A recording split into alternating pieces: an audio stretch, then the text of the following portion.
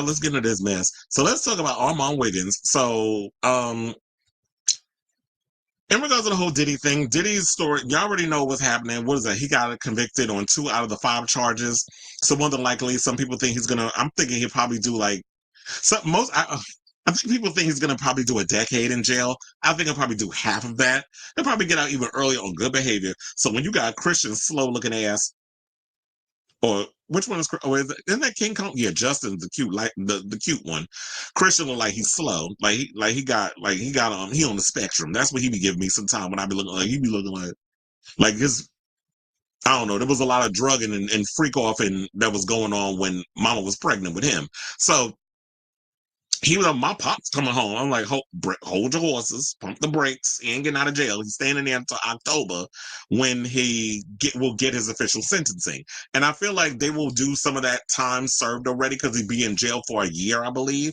But for the most part, I do feel like they'll probably give him, to be on the safe side, let's say a decade. But I do feel like he will probably do half of that. Now, with that being said, there was everybody from 50 Cent to Aubrey O'Day to Dawn Richard. A bunch of people came out, was disappointed in the outcome. You had Bussy Mad Ass out here typically being a hood booger and giving his stupid commentary. And there were other people out here that was happy with the results.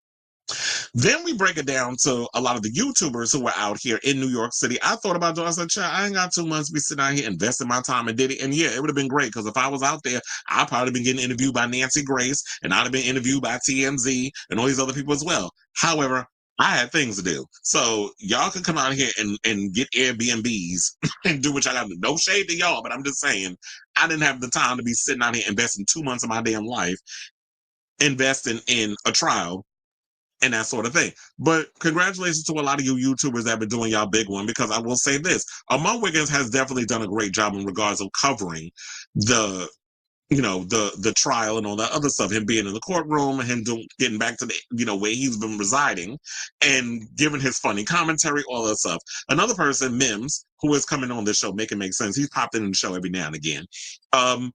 He was doing a great job on his reporting as well. And Lovely T, there's been a bunch of who is it? Tisa Tells. There's been a bunch of them that's been out here that's been spilling the tea in regards of, the whole Diddy trial. However, Armon got dragged on social media, and we're gonna play the clip in case y'all didn't see it, because after the verdict was revealed, he's outside like Boo Boo the Fool with some dude I ain't never heard of because he had his iPhone on a tripod. Somehow I got the baby oil in my bag. And then Armon stomping around, taking off his shirt, bring out the baby oil, bring out the baby oil. And of course, everybody got to get their phones out. And they're out here with the ninja nonsense, which this is no laughing matter. These are people's lives who've been affected. And quiet as it's kept, although people have been now realizing it, Diddy is a sociopath. Diddy is somebody who I truly believe gets off on breaking people. He is literally a buck breaker.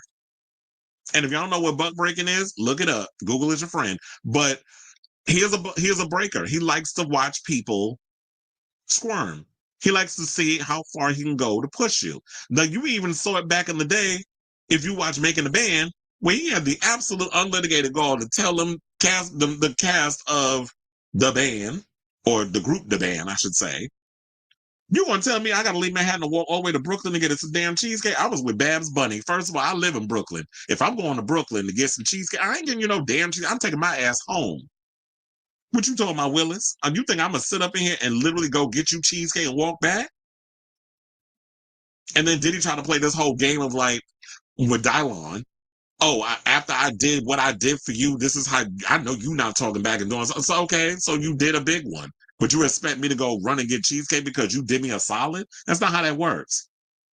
And then don't even get me started on the fact of how he got Cassie caught up in a 10-album deal. See, everybody sits and blames her, talking about she was a participant in a lot of the things, and maybe she was. But I do feel like it was because there was a lot of things at stake. When you are a part of a label where you're dating the boss, and he pretty much has your career in the palm of his hand, and saying that the only time he wanted to talk about her music was at the freak off. So I got to literally spread my legs and get a UTI, among other things, for your entertainment while you over there grease pumping Lil Diddy in the corner like you a damn like you a member of Hamas with your face all wrapped up in the corner with a towel on or a robe, whatever it was, all the details, getting off on acting like you Ron Damn Jeremy directed a freaking corn movie with your girlfriend being the star.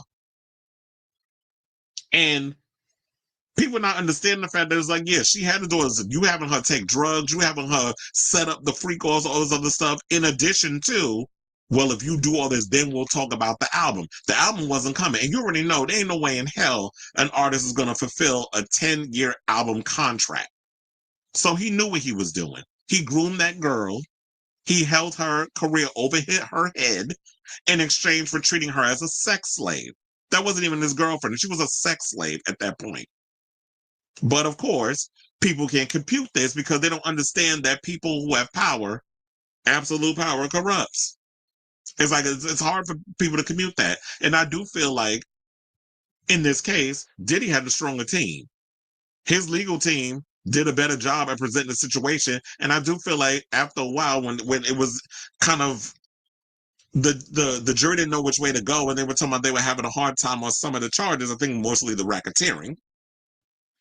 They didn't know how to come to conclusion with that. And I think at the end of the day, they were like, you know what, I'm tired. We've been on this damn trial for 2 months. I'm ready to go home. I'm ready to get back to work. I'm ready to live my life. I'm over this Diddy stuff, this trial. I just want to get back to, my regularly scheduled program. So then with all that being said, because I know I really did not give my overall assessment of this trial, I pretty much just wanted to give that as my little assessment before we get to the tape. So yeah, so now after Armon was out here looking like Boo Boo the Fool and people was dragging him on social media, he has since apologized. So he basically said that he wasn't celebrating the controversial mogul's verdict, but sharing a moment with his fans. That said, he understands why it could have been misconstrued. And so I do have his full post, which I do want to pull up for y'all in regards to that whole situation, so that way you can read that. So he basically said, yesterday, a clip of me outside the courthouse went viral and was taken out of context. What started as a lighthearted moment, part of a long-running joke with my audience, was misinterpreted as support for Sean Diddy Combs. That was never my intention. For the past 60 days, I worked hard to cover his case with honesty and objectivity. That moment was about sharing a bit of levity with the community that's been on this journey with me, nothing more. Still, I fully understand how the timing and optics may have felt hurtful, especially to survivors of abuse. I sincerely apologize to anyone who was impacted or disappointed. This has been a reminder to move with greater care, and I remain committed to doing this work with integrity and heart. While I understand that apology, I'm calling cap on it because I just don't understand how you sit up here talking about, oh, it was taken out of context. It wasn't taken out of context because literally after you did, you found out the verdict, you out here stripping off your shirt and having people douse you in baby oil and they rubbing it all over your body. Like, and then, so y'all, and then they make little mockeries of the freak off stuff. And then you got a tiny weird looking face having, blowfish looking ass. Talking about, oh, y'all out here trying to condemn Diddy for being a freak. Girl, it wasn't that long ago before you and T.I. was being hung and being accused of some freaky deaky mess from people that was in your situation. So I don't think you the right person to even be talking about sexual assault and abuse and all those other things based off of some of the accusations allegedly between you and your husband and other people being caught up in that situation. So Tiny, I know some of y'all be thinking, oh, because you've been vindicated in certain situations that we done forgot. Or that money talks or whatever the case is. But I understand you giving out the apology, but sir, you got to own up to the things that you do. And literally it wasn't misconstrued because literally after it happened, you decided to react in the way that you reacted. Literally, like, after all that hard work you put into covering this trial, and I have to say, you definitely did a great job in covering it. But you have to also realize that with the platform you have and the amount of people that watch your stuff, we have to set the example. Because I posted on my Instagram this thing with Funky Dineva, there was an old clip that started surfacing, and you know what and funny enough, how Funky Dineva in this clip when him and Carlos King came out, and shortly after, Funky got dogged because he was on social media talking about, oh, we in a recession and all this other stuff with the big beautiful bill, not me, girl, and started showing his little bags of him going to Gucci and all this other stuff. It's like, this is not the time for you to be showing off your riches. I mean, we already know you rich like a white woman and you like showing off your success, but me, I don't get no pleasure out of being like, oh, I gotta show y'all that I went shopping. Or like, that ain't none of your damn business. I appreciate those who watched and support the show, but there's nothing I get joy out of. I'm not saying I got to be all humble and everything. Like if I buy a new car, whatever the case is, I want to show that off. But I don't get no pleasure in like. I mean, if you want to show your whatever it is you got, that's fine. But when you write the comment that you wrote in what you wrote in the heading, that's kind of like gloating and it's a bit of a turn off. And I'm not surprised that you got dragged. But yeah, I'm gonna play y'all this clip because I did post it on my Instagram of Funky Dineva on an old clip that surfaced between him where he was on Carlos King, and this was like I think after the whole drama that happened over at TGIF, where that y'all remember the drama between what was it, Claudia Jordan, How You Doing, and Armon, that whole drama that was going on behind the scenes with the producers and everything with that show. So here's the clip. We'll come back and talk, and then we'll talk. Please hold. You do need to grow up a little bit. You need to grow up a lot of bit, and I think once he grows up a little bit and matures, I think that the universe is definitely going to open up and give him all the things that he deserves. Why do you think he needs to grow up? In what aspect have you seen that made you say that? Just from like an older person once being young, you know what I'm saying? It's not one particular thing or another. It's just there's just a small, from my perspective, it's just a small maturity factor that is missing. Armon, you do. Okay, so that was basically the clip, like a little bit what I was able to gather from the things. It was not a whole situation, but yeah, I do agree with him. It's like when you have that, what Funky was saying was like, with great power comes great responsibility, to take from Spider-Man. When you have a real responsibility of like, if you're out here covering celebrity stories and stuff, you can't be out here taking off your shirt, twerking while you getting doused in baby oil and playing into the mockery of this whole trial. These are people's lives who have been affected by a lot of the sociopathic things that Diddy has done to a lot of people in this music industry for 3 decades. And there was somebody out here that I saw an article that said that Diddy can bounce back from this. I don't think he can. I don't think any companies or whatever, even though he's, whatever, how the outcome is and the sentence and all that stuff, I don't see people willing to work with him unless they want their stuff affected. So I don't think that Diddy could bounce back. He's going to have to take a hit when it comes to, how he spends and other stuff. But as far as like people in the music industry and other stuff, he's done. Ain't nobody going to try, like, Love ain't coming out with no record unless he plan on producing and putting it out himself, and we'll see how it goes. But ain't nobody out here, like, I don't see no endorsement deals. I don't see all that stuff unless he go overseas and do something. But I don't see nobody effing with Diddy after all this, regardless of how the outcome is, because with all that stuff coming out about him, ain't nobody trying to mess with him. But yeah, I also have, this is the clip.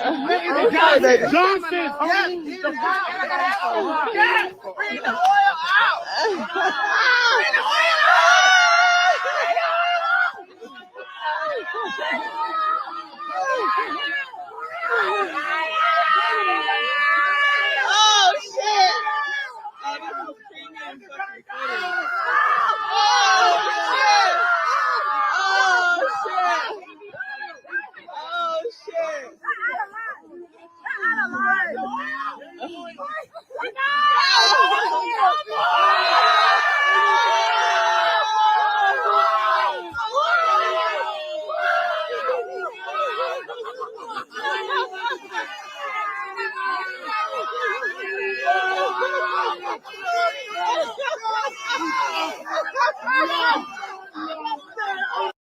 Like I said, ninja nonsense. But sidebar, who knew Armon had all that?